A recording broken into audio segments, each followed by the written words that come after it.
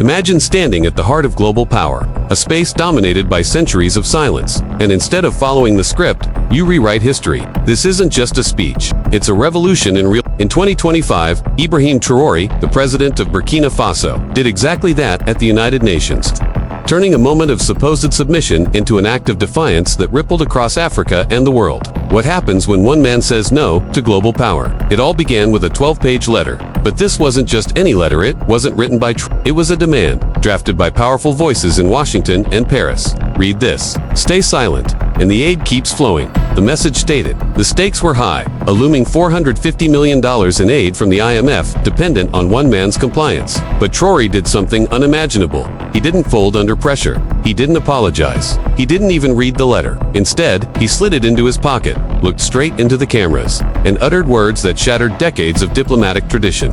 I was not sent here to repeat someone else's script. In that moment, everything changed. The air in the assembly room thickened as Traoré's words echoed in the chambers. You could feel the weight of 400 years of colonization, debt, and forced silence begin to crack. It wasn't just a speech. It was a rebellion dressed in a suit. His defiance wasn't just against the United Nations, it was against the global system itself, one that had long imposed its rules on Africa. But his act of defiance raised a fundamental question, one that continues to divide diplomats and dreamers alike. When you refuse to kneel before power, do you rise or do you stand alone? 2 months earlier, Traoré's condemnation of the Gaza bombings and his criticism of France's actions in the Sahel set off a chain of events that no one could have predicted. He found himself surrounded by invisible walls. Phone lines went dead, aid transfers stalled, and then came the threat. A quiet, bureaucratic threat. Apologize or face isolation. The aid would stop. The financial lifeline would be severed. The situation grew even darker when Traoré met secretly with the U.S. ambassador in Burkina Faso's capital, Ouagadougou. On the table were leaked documents detailing Burkina Faso's gold contracts with China. The message was clear. We know everything. We can do anything. The West was playing its power game soft, subtle, ruthless. But Traoré didn't flinch. He gave Western media a hint that he might apologize. Investors relaxed. Diplomats smiled. Meanwhile, 50,000 people gathered in Ouagadougou's Revolution Square, waiting not for an apology but for history. This was not a mere political maneuver. It was psychological warfare. It wasn't fought with weapons, but with words, patience, and unshakable conviction. When Ibrahim Traoré finally walked to the podium at the United Nations, the world was expecting a quiet, diplomatic surrender. But instead, the world witnessed a resurrection. No paper, no notes, no teleprompter. Just a steady gaze and a question no one had ever dared to ask before. Before you ask me to apologize, have you ever apologized to Africa? For a moment, time seemed to stand still. The world's diplomats, journalists, and economists were stunned. Was it defiance or truth? As the speech unfolded over 3 hours, it became clear that this was not just a critique, it was a dismantling of decades of hypocrisy. Traoré spoke about Africa's stolen resources, loans masquerading as charity, and wars fought in the name of peace. He called out the fine print in aid agreements and reminded the world that freedom isn't something that can be bought with foreign currency. By the end of his address, the 12-page apology was replaced with 3 hours of liberation.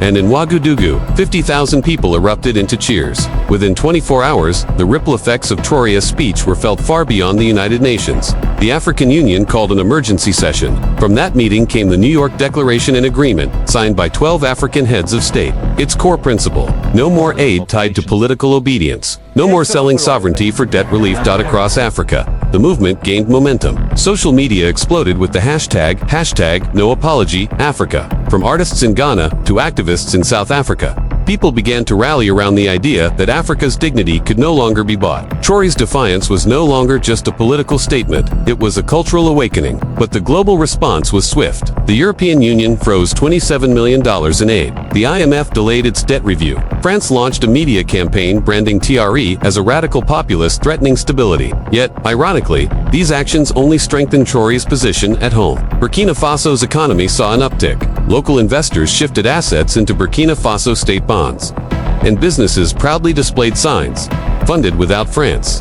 Internationally, the geopolitical effects were seismic. Moscow and Beijing seized the opportunity, offering new partnerships. Russia provided scholarships and satellite communications. China proposed infrastructure investments. Even Iran joined in with agricultural initiatives. Meanwhile, African economists began talking about a new economic model, one where Africa no longer had to ask for permission, but instead dictated the terms. What Traore had sparked was a change in the collective psychology of Africa. A sitting African president had, for the first time, publicly defied the global financial order. This was more than political, it was personal. Across the Sahel, from Dar es Salaam to Lusaka, ordinary citizens began to ask, if one man could defy submission, what could 54 nations do together? In the weeks that followed, the hashtag #NoApologyAfrica became more than a slogan, it was a mindset. Young Africans were encouraged to study economics, diplomacy, and law, not to serve foreign interests, but to rebuild their own. After his powerful speech, Ibrahim Traore's vision didn't stop with words. It transformed into action.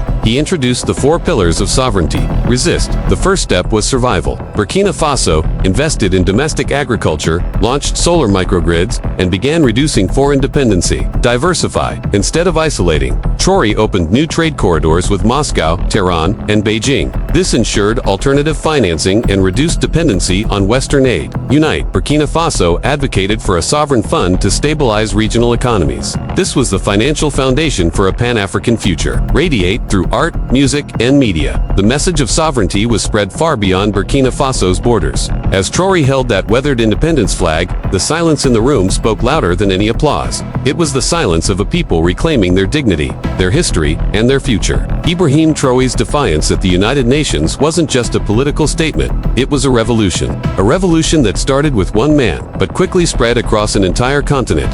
As the world watched, the question remained, can Africa endure short-term pain for long-term sovereignty? Can a new generation of leaders resist the temptation of aid and embrace the discipline of independence? What do you think? Is it time for the world to change? Is sovereignty truly possible in the 21st century?